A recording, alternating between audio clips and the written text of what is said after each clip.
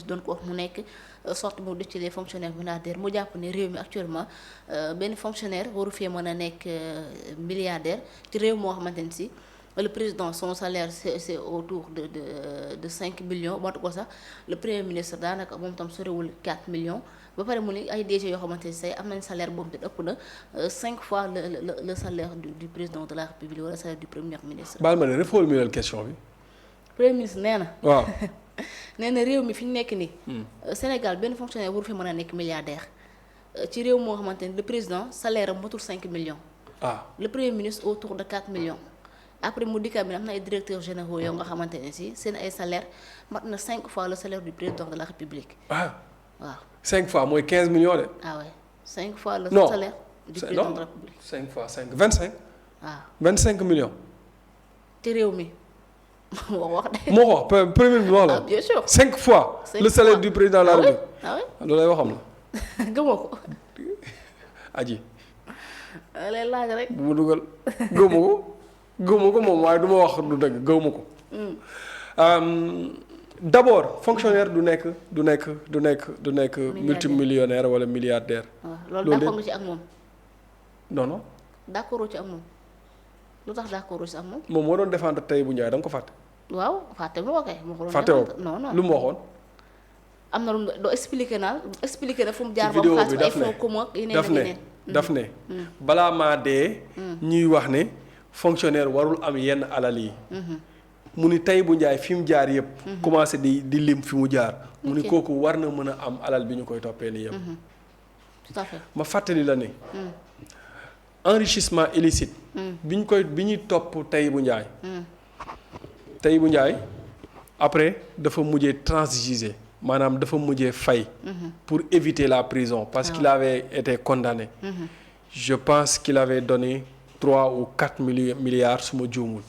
pour éviter la prison oui pour éviter la prison.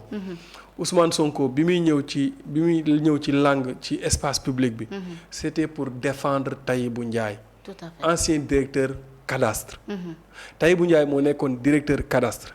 ci jamonoy Abdoulaye Wade. Ousmane Sonko nekkoon impôt et domaine. nekk booyu. j'espère que le mot n'est pas trop.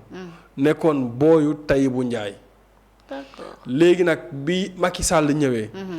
di def CREI enrichissement illicite Tahibou Ndiaye bokk ci ñi ñuy togal.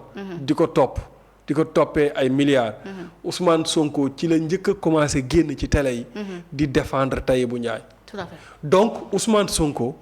Tahibou Ndiaye moo tax défendre Tahibou Ndiaye moo tax ñu xam ko moo tax mu génn ci média yi.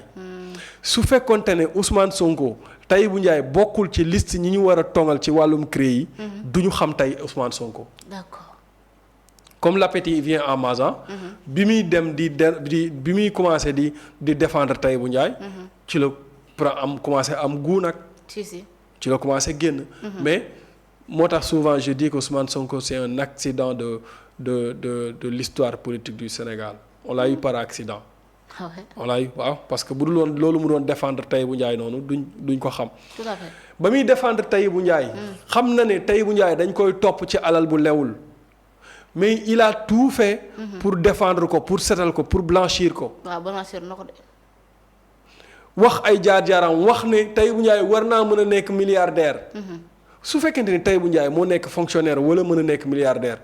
mais la moo tax Ousmane Sonko toog ba 2024 2025 di ñu wax ne fonctionnaire warta mën a nekk milliardaire ci réew mi te moom mu doon défendre koo xamante ne yoon daf ko doon topp ci enrichissement illicite. bien sûr.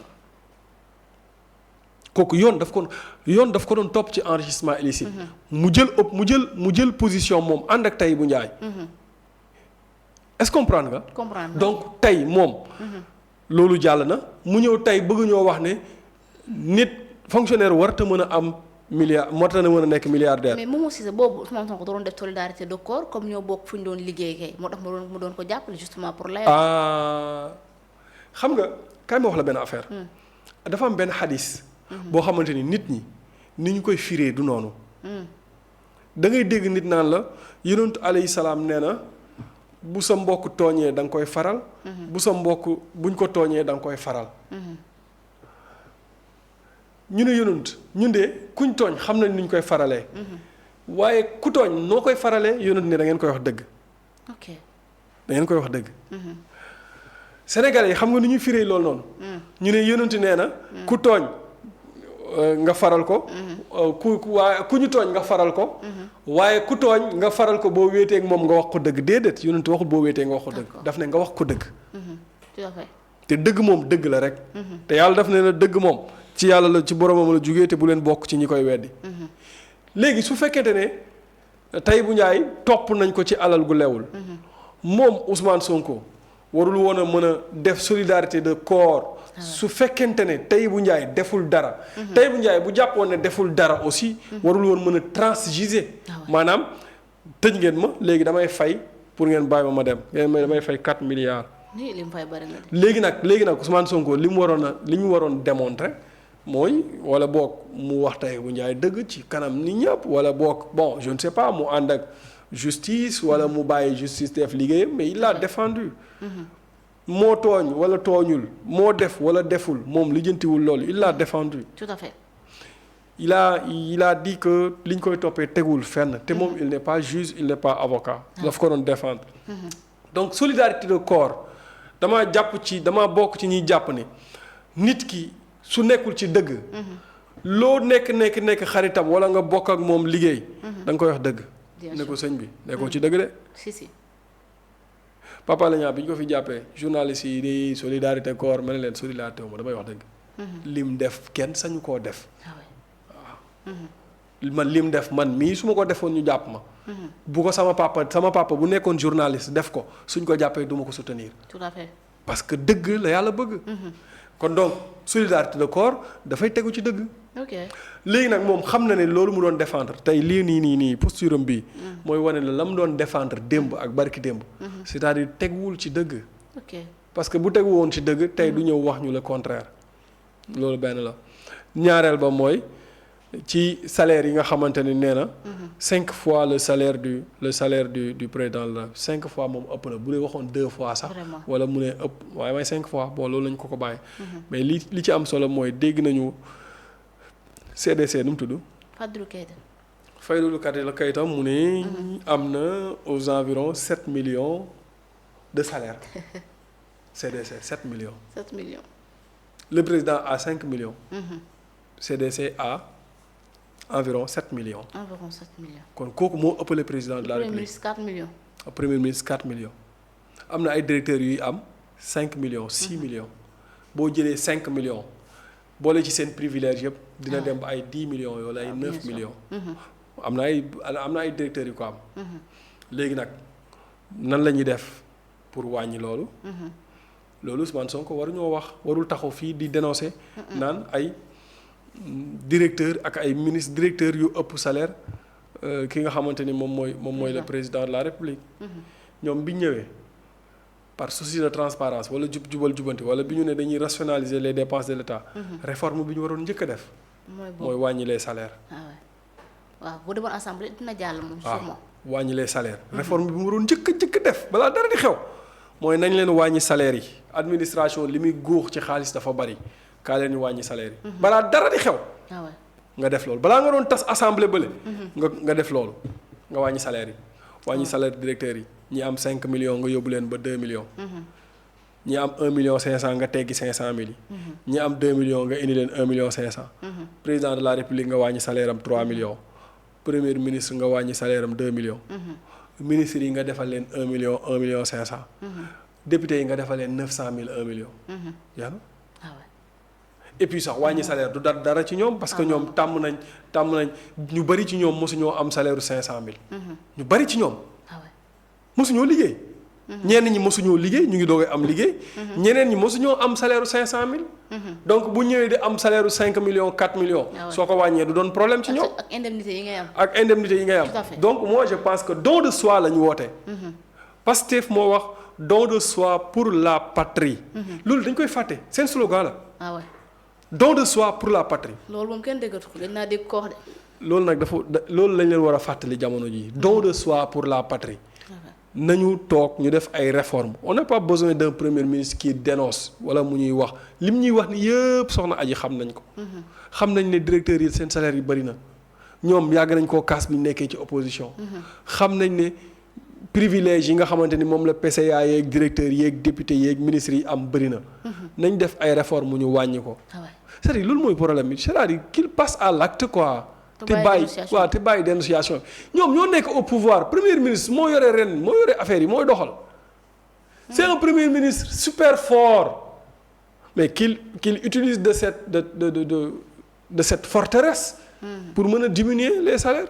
est-ce que gouverner dëggantaan ñor na premier ministre wala pouvoir est-ce que premier ministre li mu bëgg du peut-être jël bant bi delloo ko ñi nga xamante ni ñoom ñoo ko doon teg ci kawam mais gouverner j'espère que bu ko ñoroon il a tout pour gouverner. il a tout ce qu'il faut pour gouverner. bi mu ñëwee dafa am ay kàddu yoo xamante ne malheureusement. ay kàddoom léegi xale yi dañ koy dégg sax ne yi ay kàddu Ousmane Sonko la rek parce que li may wax souvent ne kàddu daawam yi. ak kàddu renam yi duñ fekkante. maanaam kàddu daawam yi du am anniversaire. lu mu la wax tey bu subaa il te dira le contraire. ci lu mu dugg tey bu subaa génn ca duggaat ca leneen. su fekkonte ne gouverner ñor na leen soxna Adji. bi ñu tàmbalee ba léegi. ils ont fait 16 mois. kenn mënul laa wax quels sont les axes prioritaires de ce gouvernement. xamuñu ñoom lan lañ bëgg a def ci seen mandat bi. xamuñu ko nañu wax sénégalais yi boobu ba léegi maa ngi naan leen. balaa sénégalais yi ñuy am yaakaar di dellu si waat parce que il est impératif. ñu delloo si espoir. parce que jeunesse bi seen yaakaar tas na. mais pour delloo si espoir boobu noonu. pour man il est impératif ñoom ñu définir des axes prioritaires. comme ni ko ñeneen ñi daan defee ne kat ñun fii ak 2025. dinañ def lii ak lii ak lii ak lii. non moomu j'ai entendu quelqu'un de leur cadre déjà directeur la mu ne 2029 bu ñu présenter Sénégal bilan immatériel Sénégal dinañ mën a satisfaire seen bilan immatériel. je ne sais pas nag sa bilan immatériel bu dee réduction des comptes ci la ko bëgg a teg. mooy judiciarisation du mandat. J'ai entendu Waly Diouf Bodian le dire j'ai entendu quelqu'un d'autre je pense am na ñeneen ñu ma dégg ñu wax ko ñu jàpp ne seen mandat bi yëpp maanaam ci tëj ak tijji lañ ko war a def. mais loolu du bilan. non seulement c'est pas un bilan. mais ñi koy wax dañoo jël principe de séparation des pouvoirs sànni fële. jël indépendance de la justice sànni fële parce que yow tu peux pas être dans l'exécutif. nga ne yow sa mandat bi yëpp da nga koy def ci jàpp ci tëj ak tijji. justice moom ci lan la war a nekk. mais ki ñu war a tëj justice moo koy définir. ki ñu war a tijji justice moo koy définir. dafa am ñu sàcc tu fais des audits nga jël rapport yi nga jébbal ko justice. après yow nga liggéey. c'est plus simple que bonjour. après en parlant de bilan immatériel. mais dafa am lu bari loo xamante ni bilan immatériel la. mooy les réformes institutionnelles. si ban réforme lañ déclenché ñoom lañ enclenché fii benn réforme. chaque jour ñu ngi annoncé. ben loolu benn la. réforme yi benn la ñaareel ba mooy par exemple am na ci yenn bilan yoo xamante ni mën nañ ko tuddee matériel et immatériel. mooy li fi Macky Sall bàyyi woon ci ay carte d'égalité des chances. bourse familiale. couverture maladie universelle. loolu peut-être mën nga ko dugal ci bilan matériel mais war na mën a bokk ci bilan social bi nga xamante ni ñoom dañ cee war a nekk. mais bi ñëwee loolu yëpp dañ ko dagg. couverture maladie universelle.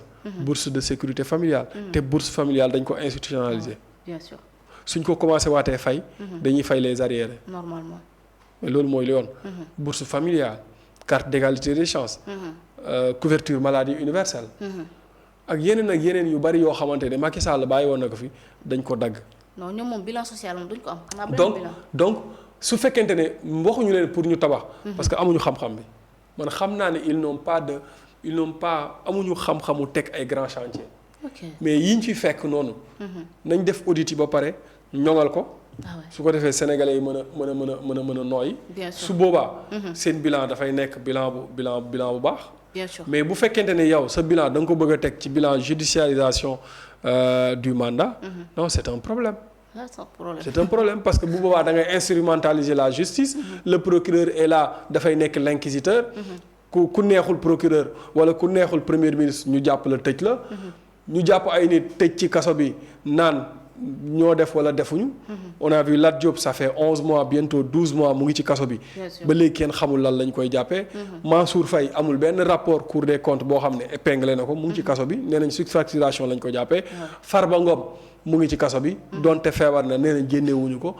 Mouhamadane Sarr Sénécartour mu ngi ci kaso bi kenn xamul luñ ko jàppee. Tahirou Sarr. mu ngi ci kaso bi kenn xamul luñ ko jàppee. Samuel Sarr ñu ngi ko takkal bracelet électronique. Badara Gadiaga Abdou Nguer ak nu mu tuddati Assane Diouf ñu ngi ci kaso bi kenn xamul luñ leen jàppee. Barki Dembo Ndiaye la Moustapha Diakhaté ak Bachir Fofana ngeen. ba kañ léegi noonu lañ ko bëgg a jàppee. dinañ am bilan de moom.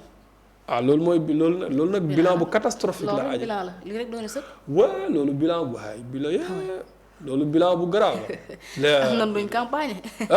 am na luñ campagne 2029 loolu bilan la de. déet loolu buñ ko campagne moom loolu moom buñ continuer nii moom waxuma la 2029 mais 2027 local yi boo moytul dara duñ ko am xanaa ñu gagné Dakar. Dakar mooy booy temps nga fi nekk Dakar moom nañu ko gagné moom nga gars yi Abbas la ñuy voté. Abbas moom. Abbas Fall mairie bu Dakar. wala xale yi voté de. moom la xale di voté. waaw. ñoom déjà mairie bu Dakar ñoom déggooguñu ñii ñu ngi naan Abbas ñii ñu ngi naan keneen ka nu mu tudd basketteur bi. kii nu mu tudd sax Thiam. fàtte naa tur bi. Khoureyssi Thiam waaw. non gars yi Abbas la ñuy voté. ñii ngi naan Khoureyssi borom Ndakaaru ñii ñu naan Abbas borom Dakar. nañu waxtaan bu jubboo rek. Abbas il est ministre Abbas xanaa bu nekkee maire dafay Abbas xanaa. waaw moom ñaari mandat ñaari kii mu mënta nekk. waaw kon kay nañ bàyyi seen Khoureyssi bi mu dem. Khoureyssi PCA la. Khoureyssi PCA la. normal. kon nañ xool beneen booy. kon baax na. Dakar moom xam naa ne bu Barth demee day ragal naa ne. non Barth est-ce que Barth dina def le poids Dakar local yi. Barth. je sais pas buñ ko xañul. buñ ko jàppul. ci diggante bi. suñ ko tëjul ci diggante bi waaw. lu tax ñu koy jàpp bu ñu koy jàpp ak fan lañ koy teg pour jàpp ko. Barth. Barth buñ ko jàppul dina ma jaaxal trop. gars yi doon na ci tànk Barth. dañoo nekk ci tànkam mais Barth il le sait. mais pourquoi bu ñu koy jàpp ci lan lañ koy jàppee lu mu def. xam nga fan yii yaa ngi doon dégg ñuy wax audit ci yenn collectivité ci yenn communes yi. 16 communes. Bizarrement 15 communes yëpp. ce sont des communes dirigées par Benno Bokk Yaakaar. benn commune bu Yewwi dirigé mooy Dakar te Barth moo fa nekk. ok léegi audit lan moo tax ñu ciblé 16 communes yooyu noonu kese. benn la ñaareel ba. ki nga xamante ni moom mooy Barthélémy Diaz. fan yële passé yaa ngi dégg problème mu toilette douche publique yi. si. yaa ngi dégg ñu naan la dafa am ay surfacturation dañ koy auditer. ci audit yooyu lañ nekk. est-ce qu'ils ne vont pas déclencher pôle judiciaire et financière. ci affaire u marché toilette publique yi pour jaaree ko fa tëj ko wala est-ce que duñ génnee beneen affaire ci audit bi nga xamante ni moom lañ nekk di def. Dakar pour jaaree ko fa jàpp ko tëj ko en tout cas liñ mën a jàpp mooy ñoo ngi ci ay tànkam. te balaa ñoo am xel mu balaa ñoo am maanaam balaa ñoo tëdd nelaw ñoom. mooy ñu ne coppet Barth yóbbu ko ci kaso bi. te ragal naa ne. du yàgg dara. xamutuma dara ci réew mi nag. non lu garaaw laa la nekk di la wax nii. mais mën nañ ko bàyyi parce que ça fait l'occasion en 2027 Sénégal dina mën a découvrir ba xam Barth ñoom ñoo ko fi teg wala Sénégal it. wala suñ ko jàppee d'ici 2026. xam nga 2025 bi daanaka jeex na. buñ ko jàppee d'ici bu dee dañ ko jàpp fii ak décembre. maanaam jàpp bi ma lay wax nañ ko àpp fii ak décembre. bu dee réussir nañ li nga xamante ni moom la ñu ruumandaat ci suuf réussir nañ ko. teg ko loxo décembre. buñ ko tegee loxo di 2027 ci kaso bi la koy fekk. Lat Diop il a fait mine de rien il a fait 12 mois. ci lu tegul ci fenn nit moo ñëw ne da ko doon ger. ñu jàpp Lat tëj ko bàyyi kooku mu dem di gundaat Lat ça fait 12 mois. c'est ça mujjul fenn. du mujj fenn. Barth buñ ko jàppee ci condition yooyu noonu. jël ko yóbbu ko instruction fàtte ko foofu. wala bu dee pôle judiciaire et financier moo ko jàpp ko denc ko. mandat de dépôt dossier heure bu ñu xëyee bu la neexee saa bu la neexee bàyyi. waaw fàtte ko fa ba après 2027 nu muy nekkee candidat. du nekkee. lu leer la xoolal lu garaaw laa lay wax nii li ma lay wax nii tey laa la ko wax. takkal nga téye dinañ ñëwaat fii nga ne ma waxoon nga ma ko. d'accord jàpp Barth. dinañ ñëwaat fii nii nga ne ma yaa ma ko waxoon jour temps. mais lu ñu ragal ci Barth bu fekkente ni si ñoom am nañ légitimité populaire bi ñuy baax ko saa su ne. bi ñëwee lu ñu njëkk a def. dàq Barth ci mairie ba. dañ ko dàq ci mairie bi te dàq bi teguwul fenn. et Barth l'a démontré. teguwul fenn et bu fekkonte ne mënoon nañ ko dàq ci mairie bi konoon Macky Sall la l'aurait fait. normalement mais Barth condamné wuñ ko pour crime. délit lañ ko condamné. du crime de. si ñu bëri ñu ngi jaawale. naan non dafa am condamnation bii tax Barth war a perte mairie am. crime la. te Barth jugé wuñ ko pour crime. dañ ko condamné dañ ko jugé condamné ko pour délit. si délit lañ ko condamné. léegi nag délit boobu noonu warul woon mën a tax mu perte son mandat de maire. mënoon na perte mandat de député am. parce que article règlement intérieur assemblée nationale.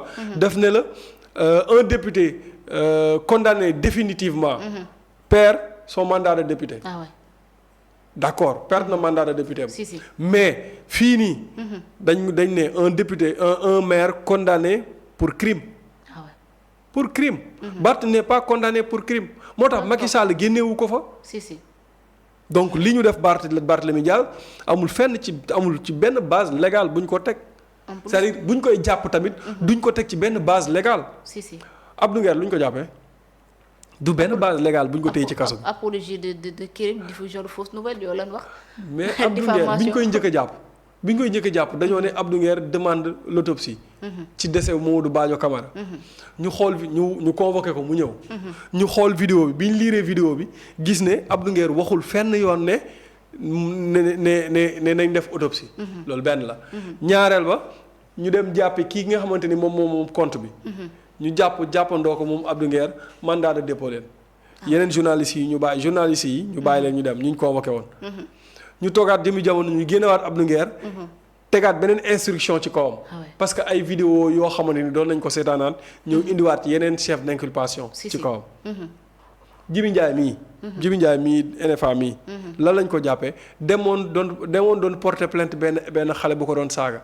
ñu ne ko yow dañ la soxla woon sax. jàpp ko téye ko fa waaw. nga yaakaar ne man mii dinaa dem police. di wuti papier yow demal porte plainte nga xool. papier laa la papier. tribunal sax ba ma fa demee maa ngi xool sama ginnaaw di xool gauche droite nga yaakaar ne man dinaa dem police di wuti papier. wala may porter ñu plainte non bu ma demee dañ naan ma yow lañ doon seet. du ma dem. tay la dugg de wóorul de. vous vous rendez compte du am ci benn base légale yoo xamante ne fa lañ koy teg pour jàpp la. moo tax ma ne la teg nañ bët Barth jëlee nañ ko ci mairie bi. mu ngi commencé am doole ils vont tout faire pour l'arrêter. parce que am na benn dynamique bu mu déclenché. et loolu ça peut faire très mal. oui kon Barth il est très malin pour front bi waaj a defal nii. non xam nga mu ngi ci benn front. léegi nag gars yi pour bañ lii mu ko commencé nii continuer. dañuy casser dynamique bi. comme Barth moom mooy le cerveau. nañ leen gaaw lakk ko jant bi balaa muy am temps wu xalaata ay front wala ay kii parce que nag. ñoo Barth xamante nañ de. xamante nañ kay ay doom nday lañ kay. xamante nañ bu baax. ñoo daan ànd di def seeni affaire Barth xam Sonko. Sonko xam Barth. Barth xam ay faiblesse ak ay points forts Sonko. Sonko xam ay points forts ak points faibles Barth. xeexu doomu nday yooyu. lu jar a fekkee la. ñu maanu ci xool ba xam. moo tax bi ñu ñëwee li ñu njëkk a def mooy nañ leen njëkk a wàññi dooleem. nu ñu wàññee dooleem nañ leen ko dàq mairie ba. mu jeexal. waaw mairie Dakar bi. xaalis la. waaw nañ leen tant que mu ngi nekk maire Dakar day gën a am doole day gën a audible. nañ leen ko génnee mairie ba. ñu génnee ko mairie ba la deuxième étape. mooy nañ leen fexe wut benn affaire bu ñu koy téewee jàpp ko lax ko jant bi. en attendant buñ paree ñu jublu ci ñeneen ñi. merci alors.